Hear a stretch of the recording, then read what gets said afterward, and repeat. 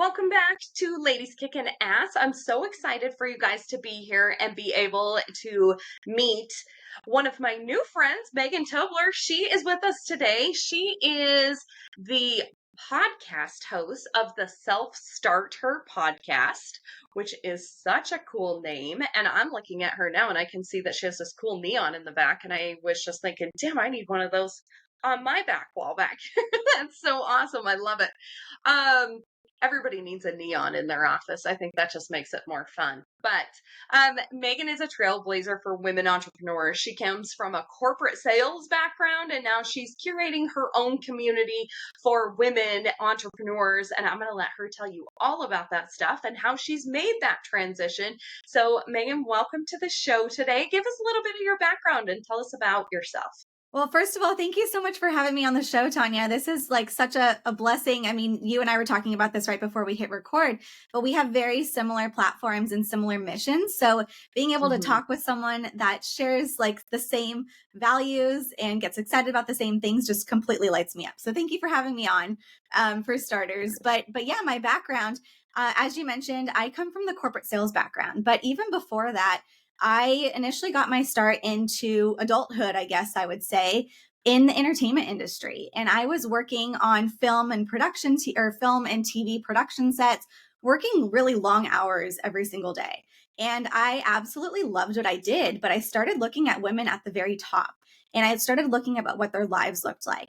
And their life was their work. And I knew that I wanted to also be a mom one day. And I wanted to have it all. I believed that I could have it all. So I really had to take a step back and look at, okay, this is something I enjoy. What do I enjoy about it? And what can I change about this to be able to make sure that it's a little bit more conducive to what I want in the future? So I had what I called like a early midlife crisis because I thought that everything that I had planned for was no longer going to happen anymore. And like I said, I took a step back trying to figure out what I was going to do. And I evaluated what it was that I wanted to do moving forward. And I really wanted to help people. I loved having conversations. So naturally, I just got into sales. My dad was a longtime sales professional as well. So it just felt like a really natural transition into the next stage of my life and my career. And what happened is I spent almost the next decade in sales. And I was thriving. I was able to make a really great income for myself. I was able to buy property.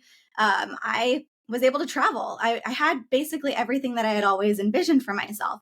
But I also realized that I wasn't fulfilled. There was something that was missing. And my life was really consumed around my job. And again, I wanted to be a mom one day. And I just didn't know how I could do both. So there was always something in me that was craving more. I wanted more time, more freedom, more creativity in my day to day, and also the ability to make an impact. So I really, again, had to just take a step back and really understand, okay, how do I get that? And I had always had that entrepreneurial like itch, but I didn't know where to start. And I mean, we can definitely dive a little bit more into this as well. But I let the big picture of everything stop me from ever taking the steps forward to be able to kind of create the life that I really wanted to live. And it really wasn't until I was faced with my first layoff in 2020 during the pandemic that my wheels started turning, thinking about, okay, I need to really make sure that I control my life rather than my life controlling me at this point. And I then let corporate reel me back in because I was really into the idea of the stable paycheck, the 401k, the benefits and everything like that. And I was terrified to take that step of my own. So I got back into corporate, was dabbling in there for a couple more years. And then I finally had enough. I was seeing the same frustrations in my corporate job day after day. And I decided that it was time for me to really take control of my life again. So that's when I decided to start the SelfStartHer podcast. And it started out as the first step in my journey. Instead of looking at the very big picture, it was like, what's just that one thing that I can do today that I know that I'm going to love to do and I'm going to consistently show up for day after day? And it was the podcast. And then I decided that started in October of 2022. Today it is August of 2023. So it's almost been a full year. But in January of this year, I made the decision that I was going to leave my corporate job within 6 months and go all in on my business. I hired a business coach and we were going to make this happen. And then I found out I was pregnant. So I got what I wanted. I was going to be a mom. And then I decided, oh, you know what? I still want to go this route, but maybe let's slow it down a little bit because that's a lot to do when you're expecting a child. I still want to collect my maternity leave. But so I kind of in my head reprogrammed what I was going to be doing. But you know what? The universe didn't get the little reprogramming here because in March, I was laid off from my corporate job while pregnant. And I had the opportunity to either decide, do I want to go back and get another corporate job? Or do I want to take this as a sign that it's my time to go all in? So Mhm. today I have gone all in on SelfStartHer, and that's just where I'm at today. Ugh, that is such an, like, it gave me chills when you said that because I think that so often, many times, things that fall apart, we think, why is this happening to me? And we really have to rephrase that question as to, like, why is this happening for me? Like, that was something that was on your head and heart that you really wanted to do. And sometimes that gentle nudge, be it a layoff or a firing or downsizing or whatever ends up happening to people, is just what they needed to have the confidence to do that. So I love hearing those stories. I completely agree. You said it beautifully, and that's exactly how I talk about it. I truly believe that life doesn't happen to you, it happens for you, and it's all about how you look at Mhm. it. And I will be honest with you, when I got laid off the second time, I had a moment of panic because I was thinking, oh my goodness, what am I going to do about benefits? I lost my income. I have a baby on the way. And I actually spent the next 2 weeks after my layoff I had 40 different interviews back to back. I mean, I was working harder in those 2 weeks than I probably had worked almost all year, to be honest with you, in my sales profession. And I was having these conversations, and every single one, I realized I didn't want to be there. And it was just that voice that was saying, Megan, this isn't where you're supposed to be. You're supposed to go all in. So I decided I'm not going to interview anymore. And this is it. This is my time. That's so awesome. So you've gone all in. Tell us about Self Starter. What is Self Starter? Well, SelfStartHer is all about taking messy action. So I will be the first one to tell you that I do not have it all figured out. But SelfStartHer started with just taking that first action step. And like I said, it started as a podcast. And as I mentioned when we first started talking, it's very similar to your mission. I mean, it started Mhm. as a way, almost selfishly, to be able to learn from other women who had taken the leap out of corporate to be able to step into a life that they had always dreamed of, and they really started their own entrepreneurial endeavors. So the podcast in itself is focused on sharing these stories from these women that took that leap already. It's talking Mhm. about highlighting their journey, like where they came from, what they've learned along the way, their triumphs, their challenges, highlighting their business, and really just making sure that other women know what's possible if they just if they just decide to bet on themselves. And I think Yeah. that is really powerful. So it started a little bit selfishly because I wanted to learn from other women.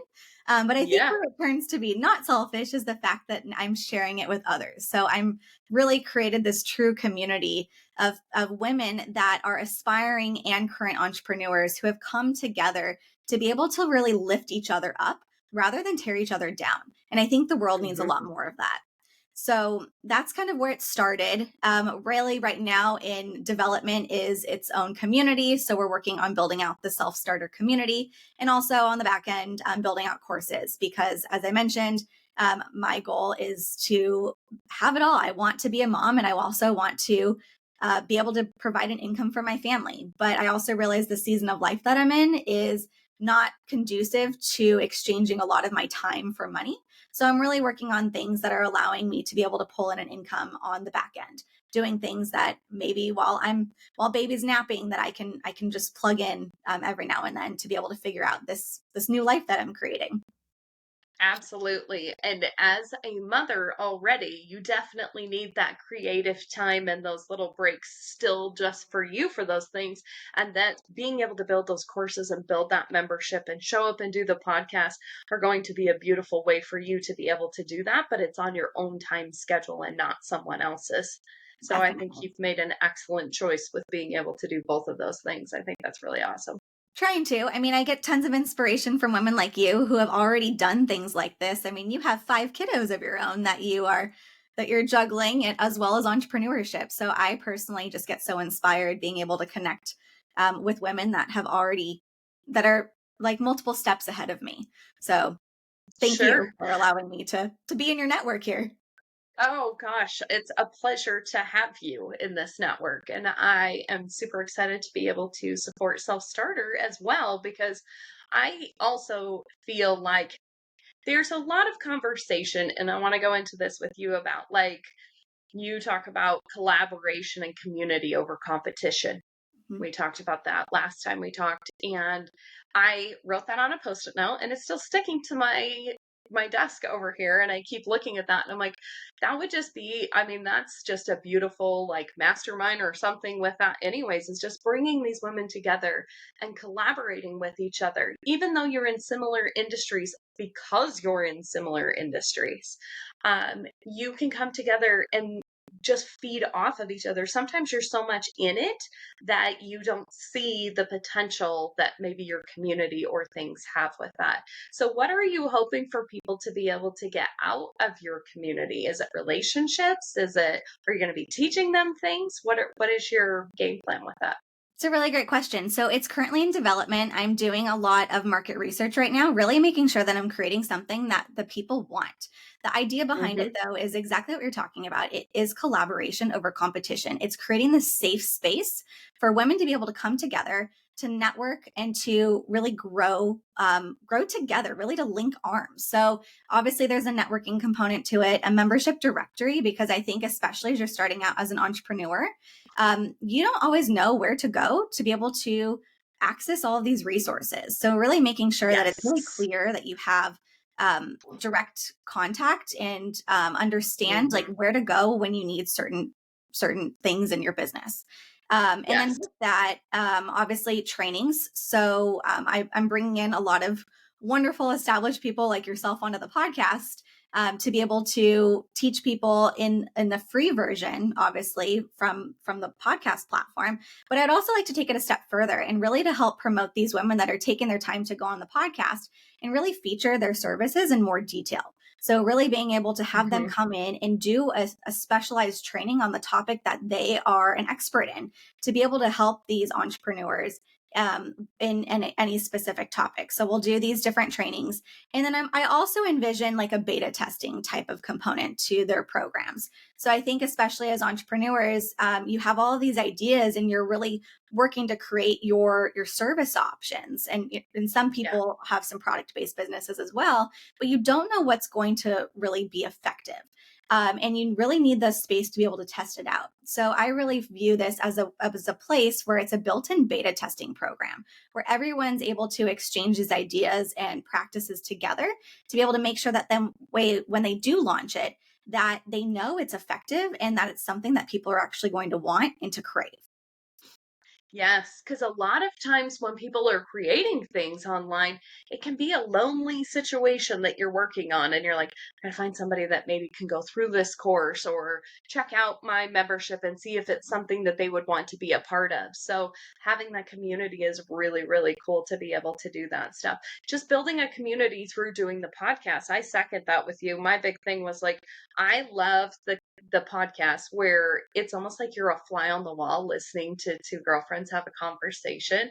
Like I don't like the highly edited ones and things that are, all over the place stuff. I like just hearing like how the conversations go naturally and what people are interested in. And it's so interesting how you can find people that you're like, oh my gosh, they're just like me, from just having real honest conversations. So membership components and podcasting is such a cool way to be able to build a community for yourself. If you're listening to this and you're like, shit, I need a community, I don't know where I'm at, if you join communities, learn from them, and then tailor it into something that you want to build too, so that you can have that creativity to build something if that's on your heart and something that you want to do as a service. Because I really think building a community is all about service.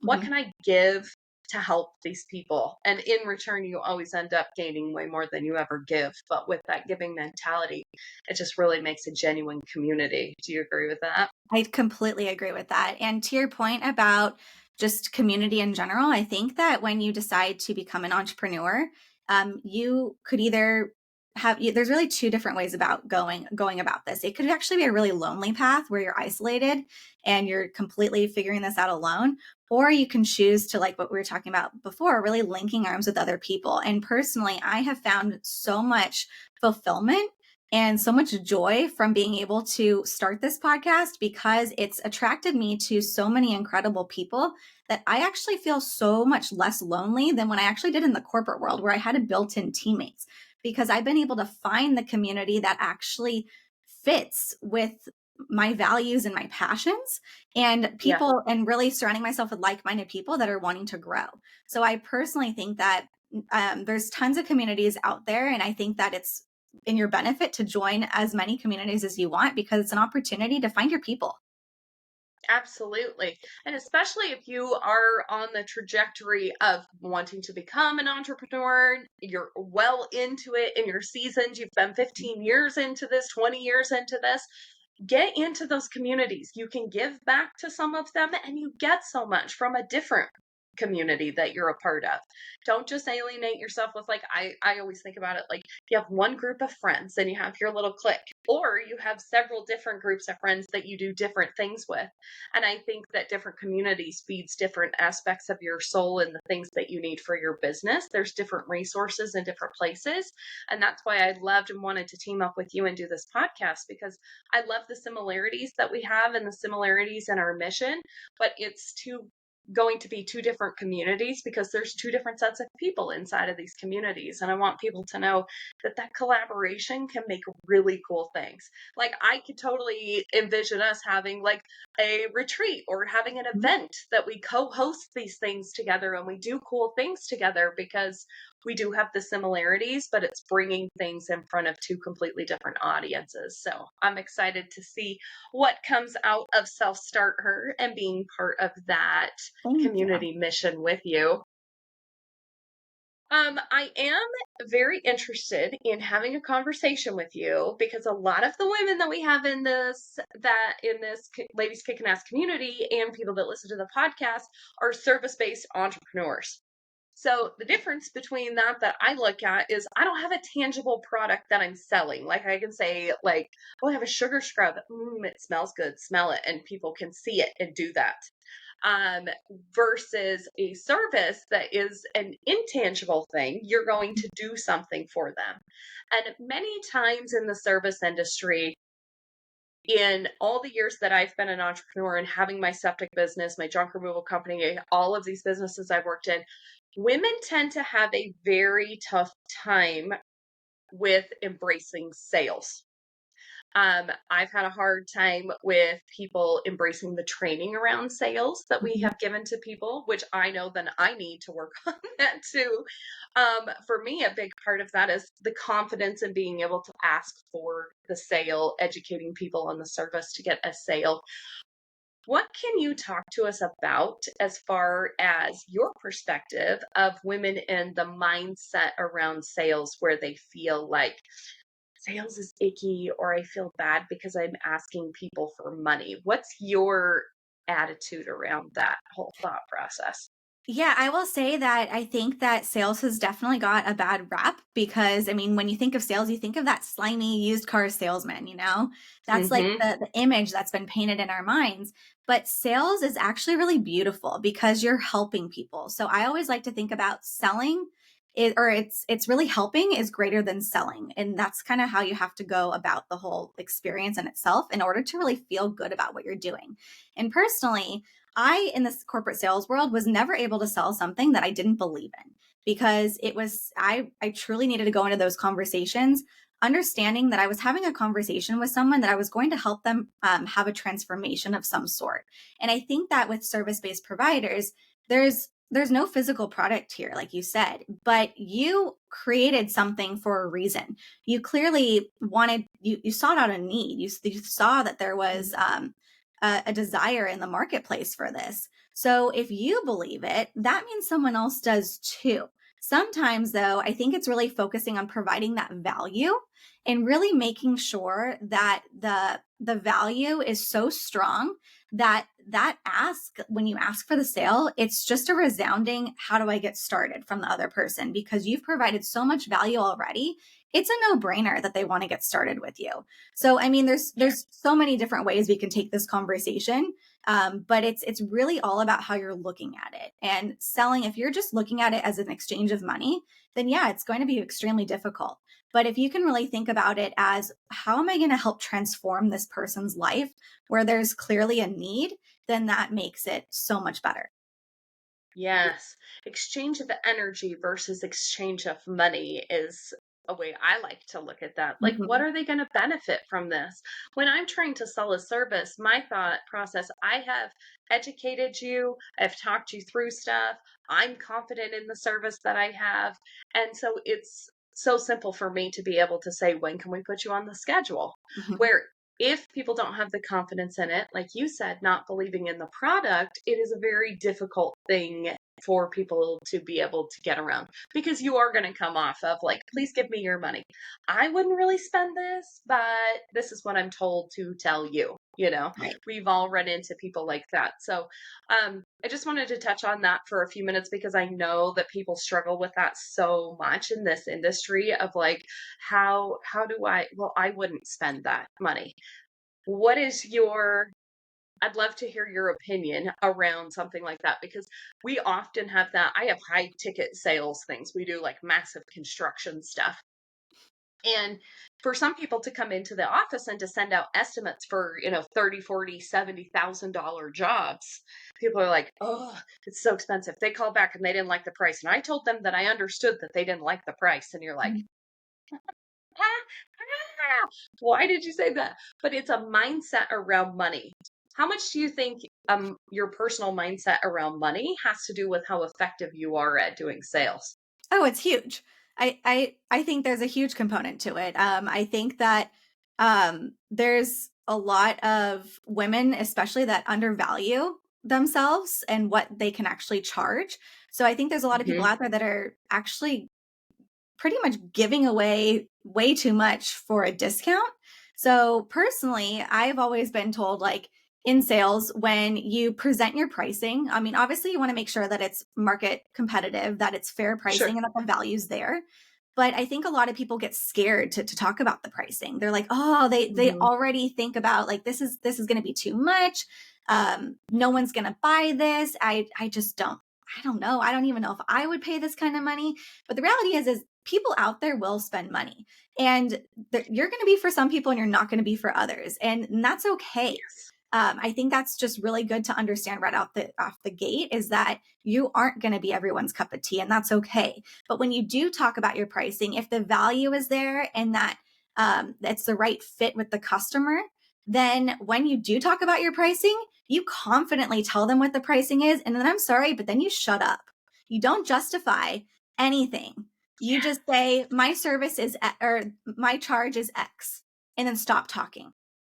Because if you Yes. then continue, you're going to talk them out of it as to why they shouldn't buy your product or your Yes. service. And I see that happen so much in the service industry. So it's going to be $10,000, but this is what, and they just like, they literally are explaining everything. To me, it's like very similar to like, no is a complete sentence. Like, you don't need an excuse afterwards Yep. why they have to buy or why you can't do something. Yep. Just present it and be confident in the value that you provide in the sale and see the difference that that really makes. So I love to reframe what sales means to females, because, like you just said too, I feel like we highly underestimate what our value is. Hmm. We're like, well, I don't know if, like, how many men do you ever hear say shit like that? Never. Like, never. They're like, I'm going to say $10,000. And if he tries to get me to come down, I'm going to tell him 12, you know? Like that's the Mhm. attitude with stuff. And with women, it's like, ooh, that's a little expensive. You know what? Let me give you a discount, you know, instead of trying to have a conversation about the product, it instant goes to discount. What do you think about that?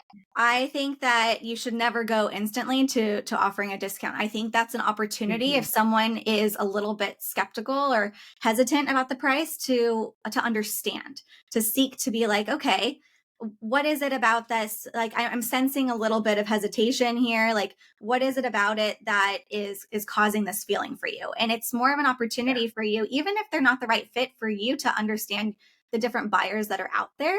And so you can obviously tailor your messaging in the future to really better make sure you're having more qualified calls from the get go. Because if the calls are Hmm. qualified from the get go, you probably won't be in this position as much where people are cringing when you're talking about the price. Yes. What do you think? What are a couple of tips that you would give to people that have a service-based business to help them close more sales?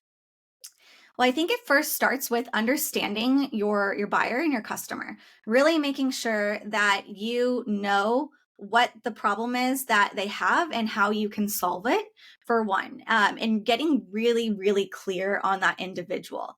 And then also, like I mentioned before, it comes down to qualification. When you get on the phone with a lot of these people, if they are not the right fit for your business, you're going to have a lot of unsuccessful calls that do not result in you moving forward with the sale. So really making sure that you have a qualification process to really make sure that, is this the right type of person for my service? Can I really help provide them a transformation? And like what is that transformation that they're looking for? Like if you have some sort of qualification process before even hopping on that call, that'll really help you. And then I think it's just about honestly being authentic and providing that value, for Yes. everyone across the board, because people work with you because they like you. As we were talking about earlier, there Hmm. are a ton of people that are all doing very similar things that are out there, but no one does it quite like you can. So if I mean, just like listening to podcasts, we were talking about this before we hit record. You and I have very similar missions, and there's opportunity for our listeners to be able to listen to different podcasts. But at the end of the day, someone's going to potentially resonate with one of your guests that you bring on and potentially want to work Yeah. with them because they are in a certain life stage that resonates with where that person's at as well. So I think it's just being authentic, showing up as yourself, providing that value, making sure that you understand who it is that you can really help have with a transformation. And then also, like I said, making sure that there's this qualification process, to everything as well. Yes. If you keep trying and attracting, I think something too with women that has to do with sales, especially if you're like online and you're doing online sales with stuff, it's almost like, let me see how I can make you qualified versus just listening to what it is that they're telling you. Mhm. Because oftentimes in sales, you can really see the decline in things when there's desperation coming out that you actually need the sale. Oh, definitely. I think when everyone goes into a conversation, it should never be about you. It should always be about Mhm. them. And Yes. you, like, if you are putting your agenda onto that conversation, you are probably going to be setting yourself up for failure. Mhm. Just because, like, they might not need exactly what you have to offer, and it's just going to be a really cringy conversation. And I recently was on a call, just to give an example of something that did not go well. I was on a call with a woman who was trying to sell me her coaching services. And I will say she provided me insane value for an hour. And then after the hour, she was looking to sell me her service. And if I was in a different point in my life, then maybe I would have moved forward with it. But I mean, with having a baby and things like that, I personally couldn't justify like the sale at this point in time. And it wasn't a no, but it was a not right now. But the conversation then became a little bit icky because I could tell she was desperate for the sale.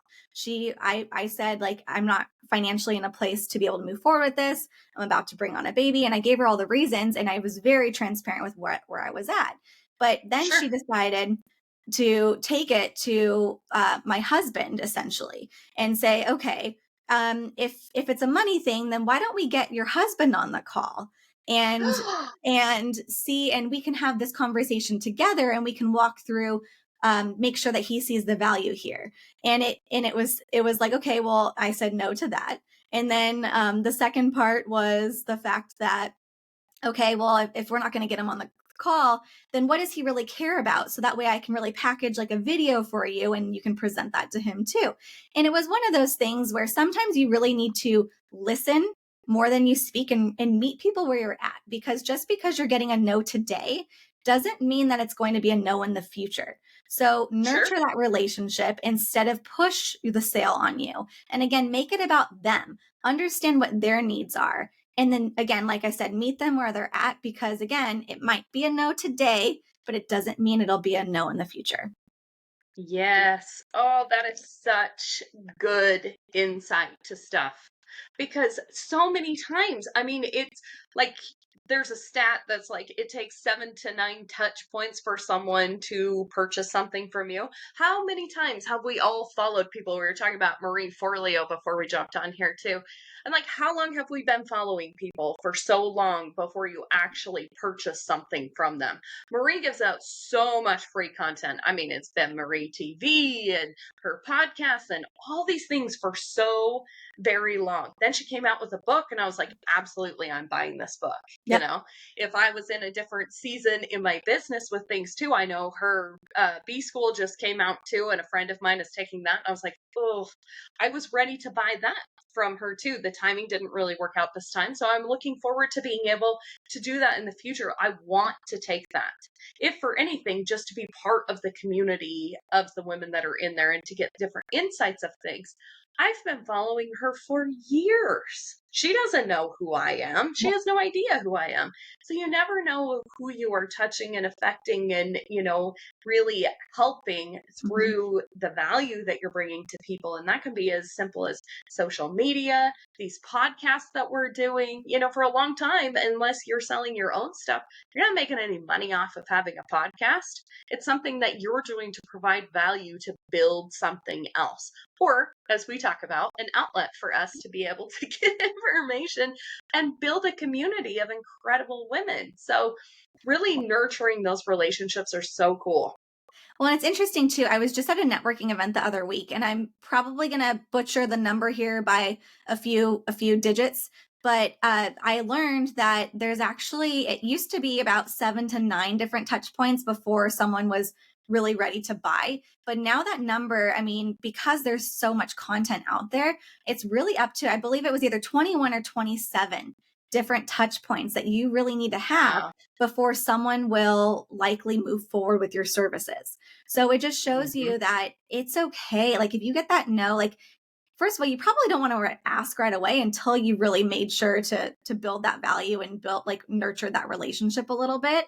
But just Yes. understand it is a process. Like, don't be hard on yourself when things don't happen overnight. In fact, I mean, I think one of the best exercises that women can do is practice getting those no's.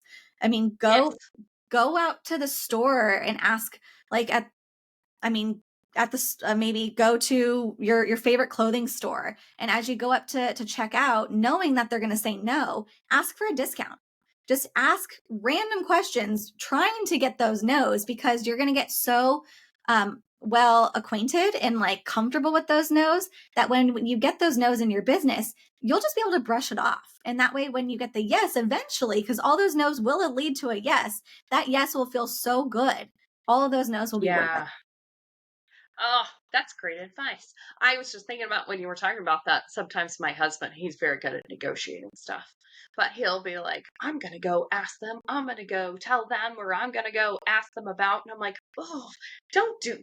No, I like so many women are like, no, I'll just, even if it's like missing buttons, something's wrong with it, you're like, it's okay, I can fix it later, blah, blah, blah, I like we're mean, so scared of the ask of stuff. And yeah, I can't tell you how many times I'm like, you pulled it off. Like something that you think is something that's never going to happen. yeah, And it was just a matter of asking. It's not like he is, like he's good at having conversations with people. He's good at reading people. He's good at making the relationships with people. And it's about them. It's not about him. And exactly. that is a beautiful thing to be able to watch people. So if you have people like that in your life, observe them. Hmm. Before I'd kind of cringe when he would do that. And now, like, I'm in awe every time. I'm like, let's see if this actually works. And it does. And it's so Totally does. incredible. Yeah. Even when you have like customers that you have to deal with sometimes that maybe aren't so pleasant, we definitely get some of those in my septic business. And now it's like a big joke inside of our company. We're like, that's for Jake. That's my husband. Like, that's for Jake because he's so good at like turning it around and talking people off this ledge where like a lot of times I know that's not my strong point, that I'm like, I'm in tears or I'm really mad, because it's a very personal thing to me that he can remove himself from the situation, listen to them, and then articulate it in a way that is about them.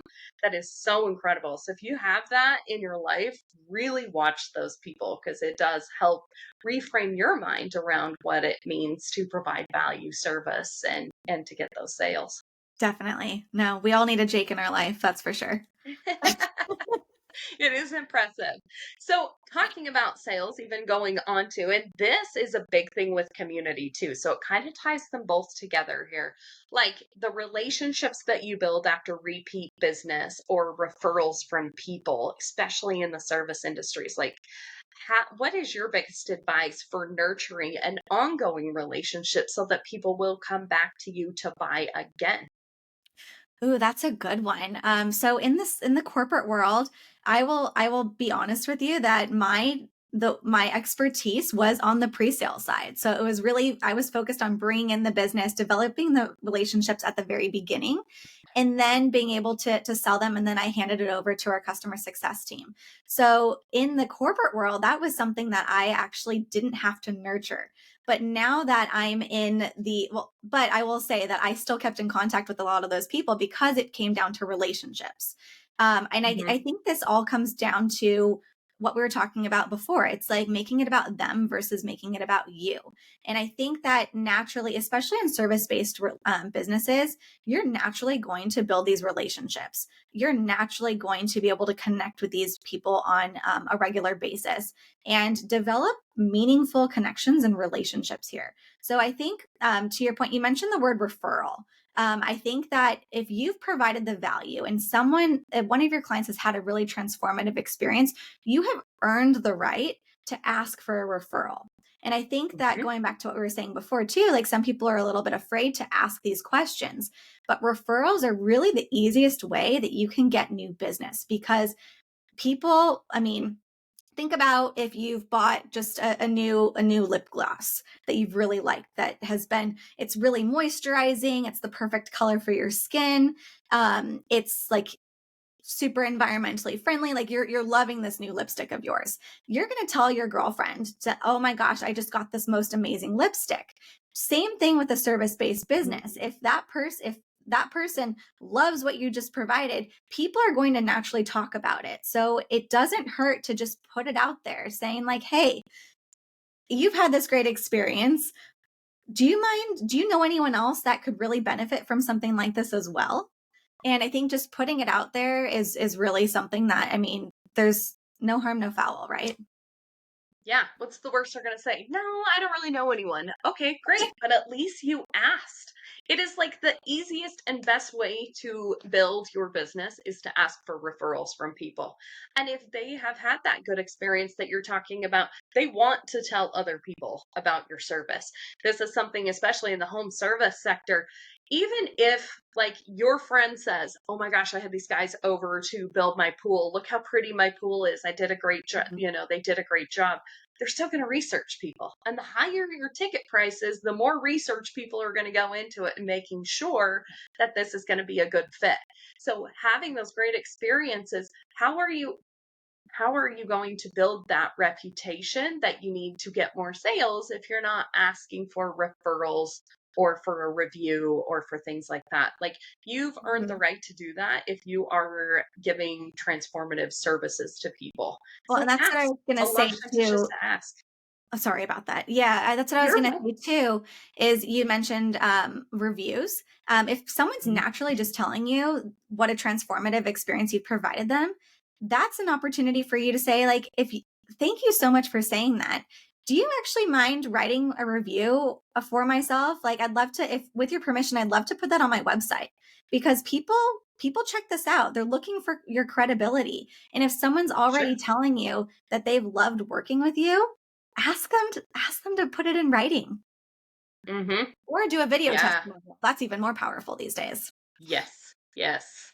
And you can use those forever. You own that piece of content that you can use again and again and again. Videos, you can splice them up. I can take this podcast and splice this up into 100 different little video clips that we can use throughout social media on anything we've talked about: sales, building community, doing all this stuff from one piece of content that you're working with here. So think about that too, is that when you are getting referrals, reviews, things like that, you're building content to further explain to people what your business is about. So that's 100%. just, they build on top of each other. And it's so cool to be able to really get people to think about that. That's why these little masterminds and these communities are so cool, is because you can give that little feedback to somebody that they might think, oh, I just recorded a podcast. And I'm like, do you know how much stuff you have out of 1 hour of a podcast? Like, you get 3 podcasts, you would have content for an entire year to do stuff with if you're talking about business things. So just really using what you have available there and continue to promote stuff, because the more personal it is, the more people will be like, oh, they're real people. I want to buy from them. Exactly. And in the corporate world, I was in the B2B space. So I was selling business to business. And I always told people that I wasn't in the B2B space, but I was in the P2P space. I was in the person to person space. And because, Mm-hmm. like you said, it's people selling to people, people helping people. It's a people business. It's a relationship business. And if you can really think about that, that's really going to help you move forward with your sales. Yes, that's so good. Oh my gosh, this is so good. This is like a little masterclass on, or a mini mind, as someone brought up today. I like that. I'm like, I like that little thing. That's kind of cute. On sales, on building community, how great those two intersect with each other, I think is an awesome way to really think about stuff. People coming into your community, yeah, it might be a sale. If you've got a membership or something like that, fantastic. That gives you energy. Money is just an energy form exchange. I really, truly believe that.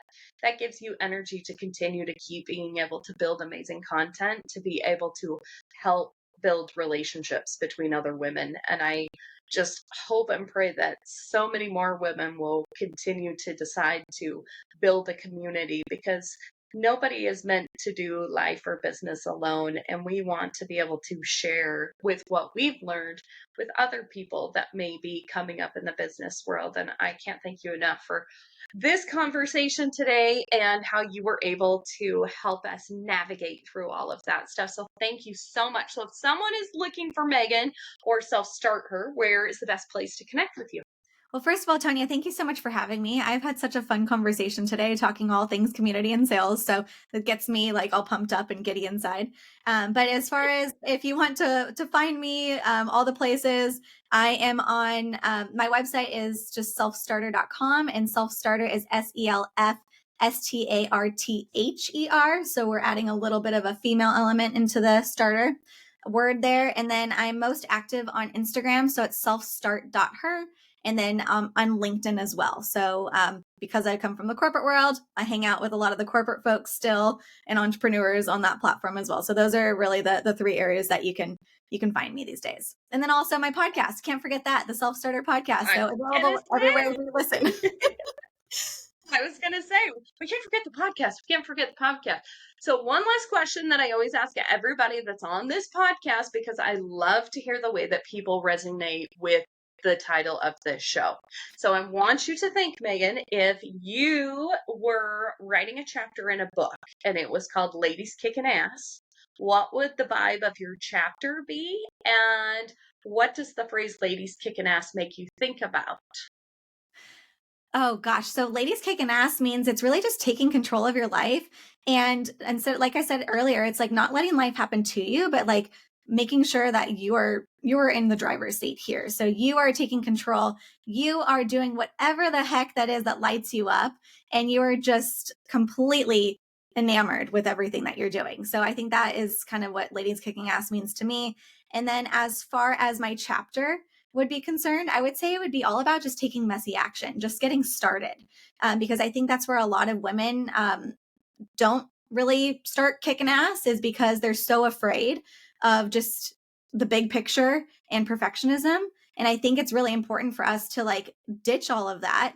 Just figure out one little thing that you can do to get started. Even if it's messy. I mean, I'm definitely not perfect over here. I actually don't think perfect exists. I'm messy all day, Yep. every day, but messy is what leads to growth. And I would say that that would be my chapter. Awesome. I'm so excited. That is a book I would read. So, or a chapter, I guess I should say. So, that step one is the most important steps that you're ever going to take. And people are so concerned about what step 500 is that they forget that there's a step one. Once Yeah, you do step one, you'll get to step 500 in no time. That first big step is always the hardest one. So, just getting started is a big thing, and do it messy, because that's how you learn stuff. And then join a community like SelfStartHer or Ladies Kicking Ass, and there's a lot of ladies in there that can help you get there faster. definitely. Well, I that's a book I Thank would read you. too. Well, yay. Maybe there will be one coming out like that. Let's do it. Thank you so much, Megan. Thank you, Tanya.